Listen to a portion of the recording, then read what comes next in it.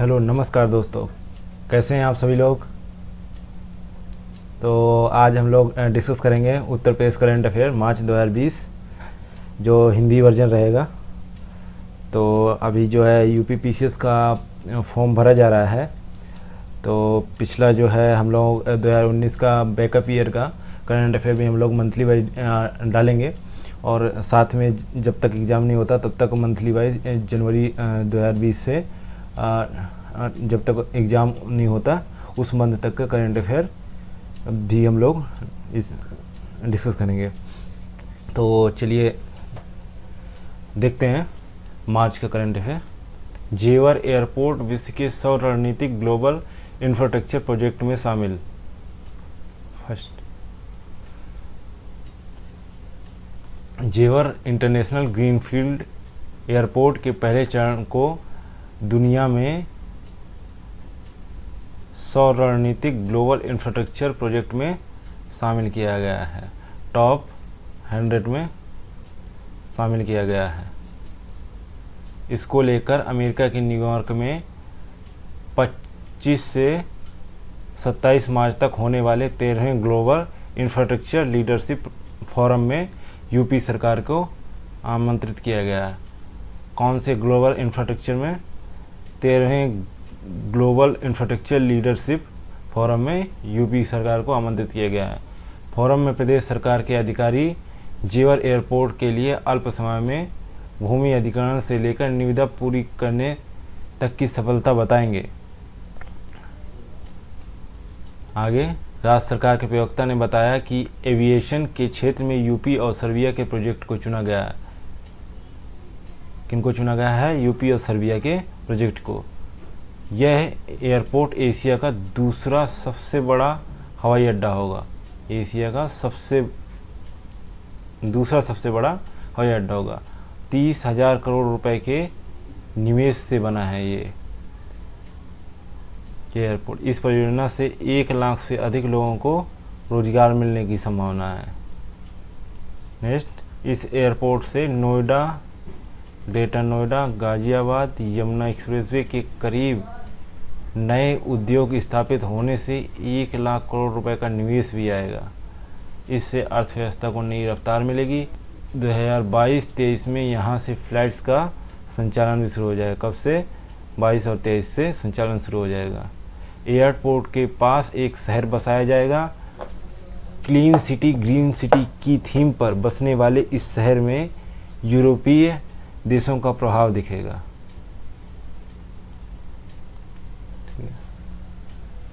Next one, second, Uttar Pradesh सार्वजनिक और निजी संपत्ति के नुकसान की भरपाई वाला अध्यादेश। उत्तर प्रदेश मंत्रिमंडल ने जुलूसों, विरोध प्रदर्शनों, बंद इत्यादि के दौरान नष्ट होने वाली संपत्ति के नुकसान की भरपाई के लिए उत्तर प्रदेश सार्वजनिक और निजी संपत्ति के नुकसान की भरपाई अध्यादेश 2020 को पारित कर दिया गया। इसका इंग्लिश नाम है Uttar Pradesh recovery of damage to public and private property ordinance 2020। अध्यादेश की धारा 3 के अनुसार पुलिस का एक क्षेत्रीय अधिकारी प्रथम सूचना रिपोर्ट यानी एफआईआर के आधार पर घटना में हुए नुकसान की भरपाई हेतु दावा याचिका रिपोर्ट तैयार करेगा। कौन सी धारा के अनुसार? धारा 3 के अनुसार एक जो क्षेत्राधिकारी होगा पुलिस का, वो एफआईआर के आधार पर जो नुकसान हुआ है उसकी भरपाई की एक रिपोर्ट तैयार करेगा। इस अध्यादेश की धारा 13 के तहत यदि आरोपी उपस्थित होने में विफल रहता है तो अधिकरण उसकी संपत्ति की कुर्की करने का आदेश जारी करेगा। साथ ही अधिकारियों को निर्देश देगा कि वे सार्वजनिक रूप से नाम, पता आदि के साथ उसकी तस्वीर प्रकाशित करें। नेक्स्ट, अधिवक्ता हैं वकील शशांक त्रिपाठी द्वारा एक याचिका दायर की गई है इलाहाबाद हाई कोर्ट में। उन्होंने इस याचिका में बताया है कि ये अध्यादेश संविधान के साथ की गई एक शरारत है।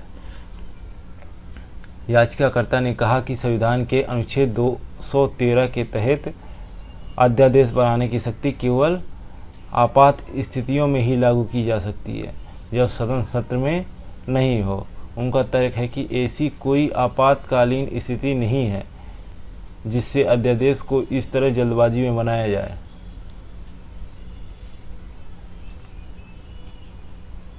आगे क्या कहा गया है याचिका में? याचिका में कहा गया है कि इस तरह के अध्यादेश को पारित करने कानून के न्यायालय से न्यायोचित ठहराए जाने से बचने के लिए राज्य ने संविधान के साथ शरारत की है। यह भी तर्क दिया जाता है कि संविधान का अनुच्छेद 323 भी दावा अधिकरण पर विचार नहीं करता। इसलिए याचिकाकर्ता ने कहा कि अध्यादेश द्वारा बनाया गया दावा अधिकरण संविधान द्वारा अनुमोदित नहीं है। अब बात करते हैं ये अनुच्छेद 213 है क्या।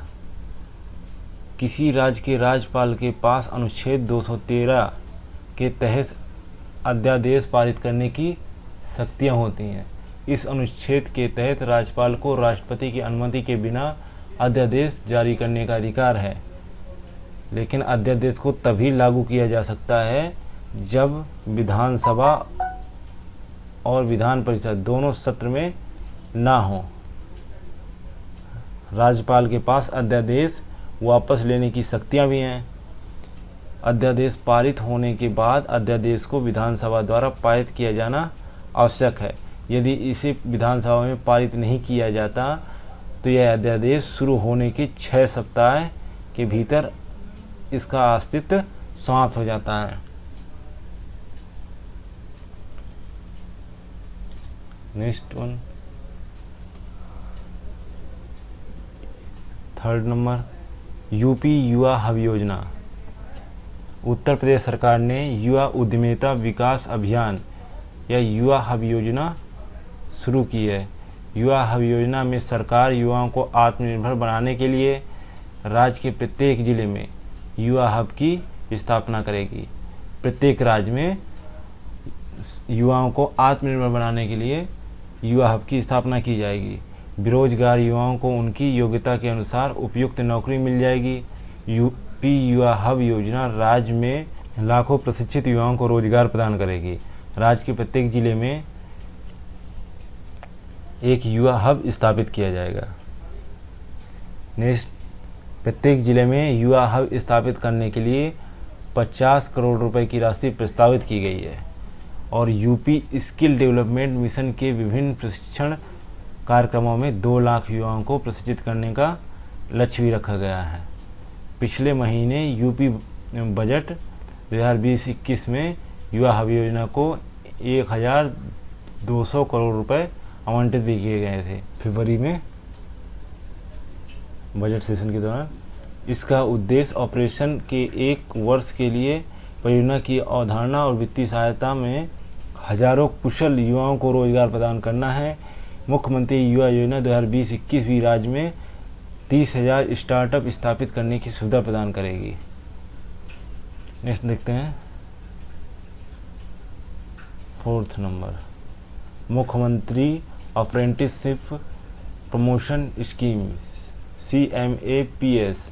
उत्तर प्रदेश राज्य सरकार ने मुख्यमंत्री शिक्षुता प्रोत्साहन योजना के लिए 100 करोड़ रुपए का प्रावधान किया है।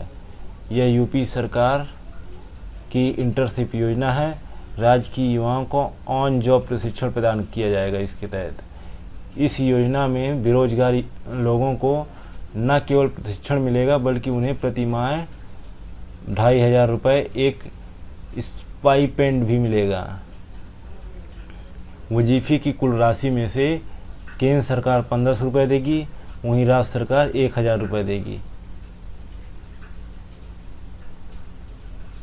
सभी बेरोजगार उम्मीदवारों को MSME यूनिट्स में प्रशिक्षण मिलेगा और सरकार उन्हें निश्चित अवधि के रोजगार से भी जोड़ेगी।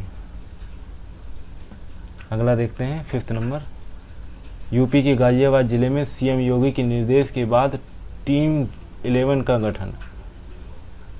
कोरोना की महामारी से निपटने के लिए सीएम के आदेश पर जिला स्तर पर 11 कमेटियां बनाई गई हैं। हर कमेटी को अलग अलग कामों की जिम्मेदारी दी गई है। इसे ही टीम 11 कहा गया है। ये समितियां पब्लिक तक आवश्यक सामग्री पहुंचाने, लॉकडाउन में आवागमन नियंत्रण करने, मीडिया को सही जानकारी देने, कंट्रोल रूम एवं स्वास्थ्य सुविधाएं सुनिश्चित करने, अर्थव्यवस्था पर पड़ने वाले प्रभाव के बारे में पब्लिक से संवाद करने, जागरूक करने और किसानों को मदद करने के लिए बनाई गई है। Next one 6 number, Arfa Khanum Sherwani और रोहिणी मोहन को चमेली देवी जैन पुरस्कार। द वायर की आरफा खानम शेरवानी और बेंगलुरु की फ्रीलांसर रोहिणी मोहन को संयुक्त रूप से उत्कृष्ट महिला पत्रकार के लिए चमेली देवी जैन पुरस्कार से सम्मानित किया गया है। शेरवानी को कश्मीर और उत्तर प्रदेश में संघर्ष की स्थितियों और असम में एनआरसी अभ्यास पर मोहन की रिपोर्टिंग से खोजी पत्रकारिता के लिए एक नया मानदंड स्थापित करने के लिए चुना गया है। जूरी में राजनीतिक विश्लेषक जोया हसन, पत्रकार श्रीनिवासन जैन और मनोज मित्ता शामिल थे। यह पुरस्कार एक भारतीय पत्रकारिता पुरस्कार है जिसे 1980 में मीडिया फाउंडेशन द्वारा स्थापित किया गया था, जिसका नाम एक महान स्वतंत्रता सेनानी, समुदाय सुधारक चमेली देवी जैन के नाम पर रखा गया था। वार्षिक पुरस्कार प्रिंट, ब्रॉडकास्ट, ऑनलाइन मीडिया श्रेणी से पूरे देश में सामाजिक सरोकार, समर्पण, साहस और करुणा को पहचानता है। नेक्स्ट 7 नंबर, फेमस एक्ट्रेस निम्मी उर्फ नवाब बानो का निधन। पुरानी फिल्मों की फेमस एक्ट्रेस निम्मी का 25 मार्च को 2020 को मुंबई में हृदय गति रुकने से निधन हो गया। बताते हैं कि वह पिछले कुछ दिनों से बीमार थी, उनका इलाज चल रहा था। बॉलीवुड में वह फिल्म अभिनेता राजकुमार की पहली खोज थी।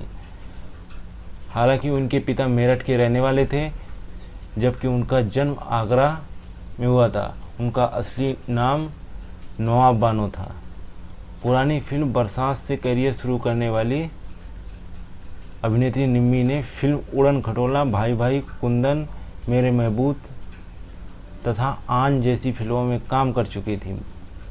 जन्म के बाद काफ़ी समय तक निम्मी का समय मौजूदा पाकिस्तान के रावलपिंडी में गुजरा था। उनकी पहली फिल्म कौन सी थी? बरसात। उनका जन्म कहाँ हुआ था? आगरा में। उनकी मौत कब हुई? 25 मार्च को। कहाँ? मुंबई में। नेक्स्ट 8वां, मुख्यमंत्री बेसहारा गौवंश सहभागिता योजना। उत्तर प्रदेश सरकार ने मुख्यमंत्री बेसहारा गौवंश सहभागिता योजना को मंजूरी दे दी है। इस योजना से आवारा पशुओं की समस्या का समाधान किया जाएगा, जिससे रोजगार के मौके भी उत्पन्न होंगे। सरकार ने इस योजना के पहले चरण के लिए 109 करोड़ रुपए का बजट तैयार किया है। इस योजना के पहले चरण में सरकार सरकारी गौशालाओं की 1 लाख गायों को उन किसानों या ऐसे लोगों को सौंपेगी जो इनकी देखभाल करने के लिए तैयार हैं। जो आदमी इन गायों की देखभाल करेगा उसे एक गाय के लिए रोजाना 30 रुपये प्रदान किए जाएंगे। यानी प्रदेश सरकार हर महीने उसके बैंक खाते में 900 रुपये जमा करेगी एक गाय के लिए। अभी 3 महीने का पैसा एक साथ दिया जाएगा, फिर हर महीने 900 रुपये खाते में आते रहेंगे। 2019-20 के बजट में राज्य सरकार ने पशु कल्याण के लिए 600 करोड़ रुपए की योजना तैयार की थी।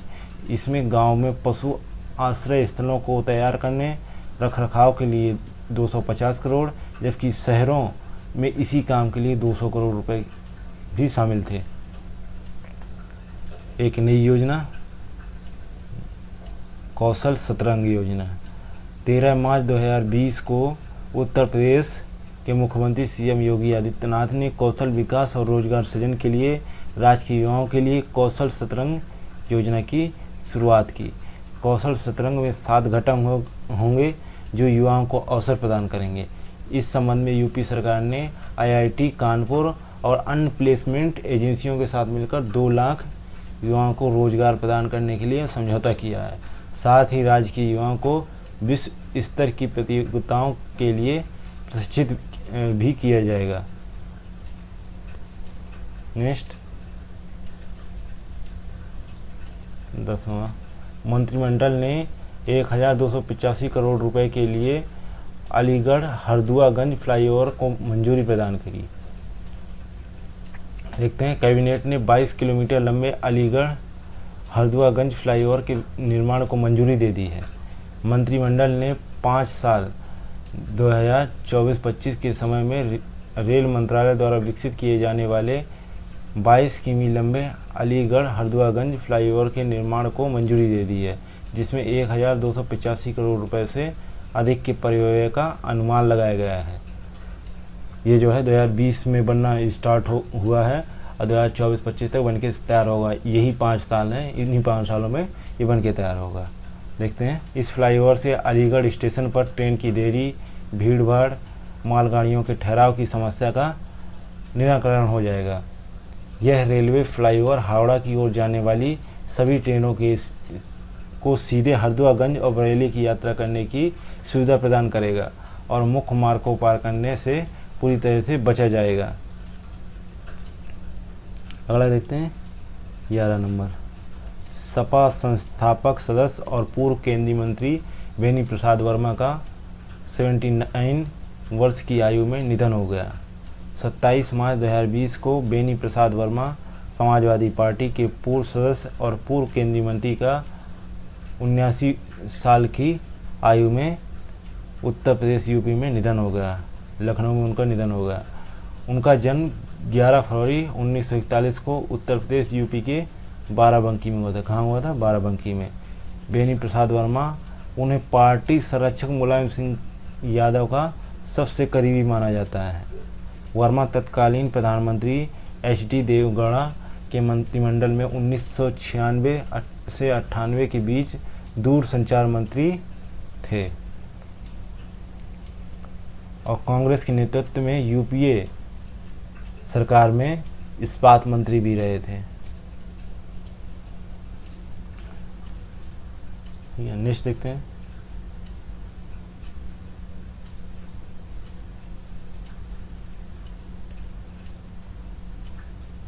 बारह नंबर,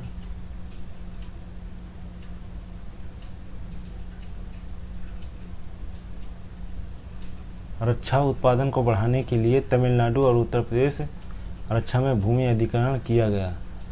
23 मार्च 2020 को रक्षा मंत्रालय ने संसद में घोषणा की कि उत्तर प्रदेश और तमिलनाडु की राज्य सरकारों से भूमि अधिग्रहण कर लिया गया है।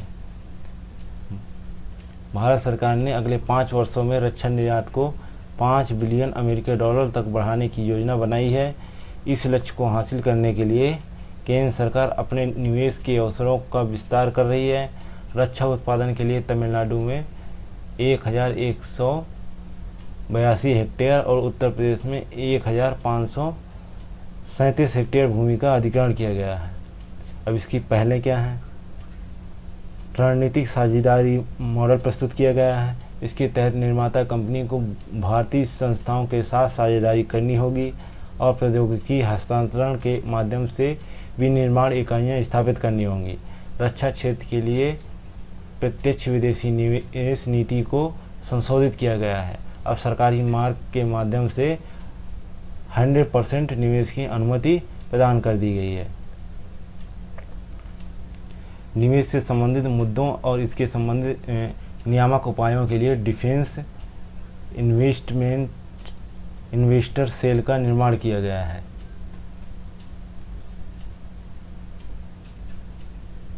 नेक्स्ट देखते हैं 13 नंबर, धाविका प्राची चौधरी डोप टेस्ट में पॉजिटिव पाई गई। भारतीय 400 मीटर धावक प्राची चौधरी उत्तर प्रदेश से हैं। उन्हें राष्ट्रीय एंटी डोपिंग एजेंसी नाटा द्वारा प्राविधिक एनाबॉलिक स्टेरॉयड ऑक्सेंट्रोलोने की उपस्थिति के कारण 6 मार्च 2020 को प्रतियोगिता से निलंबित कर दिया गया है। यह निलंबन इस वर्ष 20 फरवरी से लागू होगा।